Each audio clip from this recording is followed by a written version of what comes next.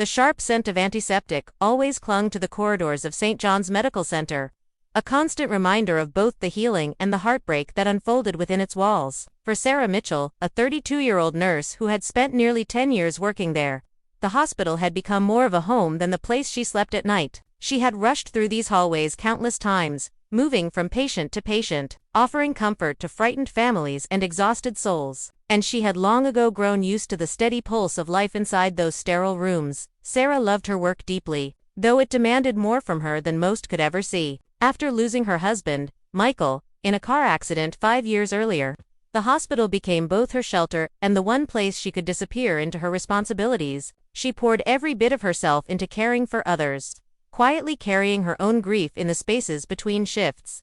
On a brisk October evening, Sarah had been assigned to the cardiac unit. The floor felt unusually calm, though she knew that stillness could shatter without warning. As she reviewed charts at the nurses' station, the sound of hurried footsteps broke the quiet. Paramedics burst through the doors with a stretcher. A man in his late 30s lay pale and motionless. Patient is James Carter, 38. Collapsed at work. Possible arrhythmia, one of the paramedics reported. Sarah moved with practiced precision, guiding them into a room. Machines hummed as the team worked seamlessly. Within minutes, the immediate danger eased, and James was stabilized. Sarah remained near him, adjusting his D4, her professional calm masking the small spark of worry she felt inside.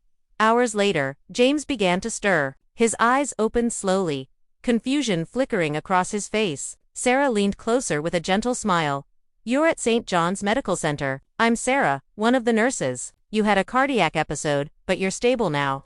James blinked, trying to piece things together. I was at work, and then everything went dark." "You're safe," Sarah reassured him. "We'll run more tests to find out what caused it. Do you have any family we should contact?" He hesitated. "My parents live out of state. I'm not married. No kids. It's just me." Sarah nodded, feeling a quiet pull at the loneliness in his voice. "Then we'll make sure you're well taken care of." During the next week, James stayed under observation. Sarah wasn't the only nurse assigned to him, yet she often found herself drifting into his room checking his vitals, bringing his meals, or simply being someone he could talk to during the long nights. He told her he was an architect, passionate about creating eco-friendly buildings. He had been pushing himself too hard, barely sleeping, when he collapsed. "You can't build the future if you're not taking care of your present," Sarah teased softly one evening as she adjusted his monitor. James let out a quiet laugh, though his face still looked weary. "You sound like my mom. Maybe I should finally listen." Their conversations grew longer with each passing day. James asked about her life, and for the first time in years, Sarah found herself talking about her love of books, about Michael, and how nursing had become her anchor after tragedy. James listened with genuine understanding, ever beyond. Something about his presence felt unexpectedly grounding. One night, while making her rounds, Sarah found him gazing out the window at the city lights. His expression was distant. "Can't sleep?" she asked softly. He shook his head. "I keep thinking about how close I came to not being here. Changes the way everything looks." He turned toward her, his eyes steady. "Do you ever feel like life hands you a second chance, even if you don't know whether you've earned it?" Sarah swallowed, a familiar ache tightening her chest. "After Michael died, I wasn't sure I could go on, but every day I walk into this hospital and see people fighting for their lives. It reminds me that every day really is a second chance." For a moment, their eyes met, and Sarah felt something she hadn't let herself feel in years: hope. When James was finally discharged, Sarah walked with him to the main doors. He lingered there, holding his discharge papers awkwardly. "Thank you for everything," he said quietly, "not just for the medical care, but for being someone who made this place feel less lonely." Sarah offered him a warm smile. "You don't owe me anything. Just take care of yourself. That's all I want."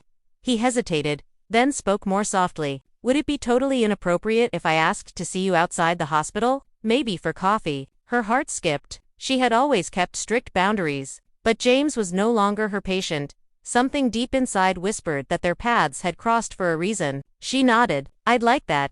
Their first coffee turned into a long walk through Boston Common, autumn leaves crunching beneath their feet. Sarah was nervous at first, but James' easy humor and gentle sincerity eased her worries. They talked for hours about work, life, and everything in between. For the first time since losing Michael, Sarah felt the walls she'd built around her heart begin to soften. As weeks turned into months, their connection continued to grow. and James made her